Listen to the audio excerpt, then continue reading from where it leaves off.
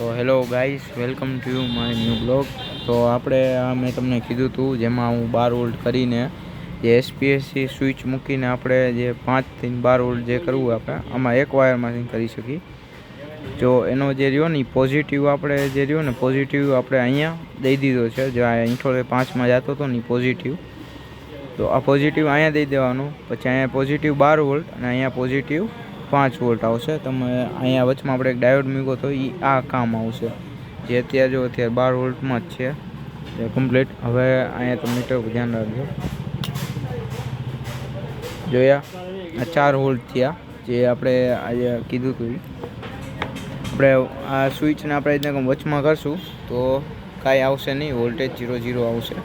અને જે રીતે આપણે આ રીતે આમ ઉપર કરશું એટલે સીધા 5 વોલ્ટ આવશે.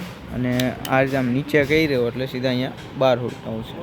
Thanks for watching the video.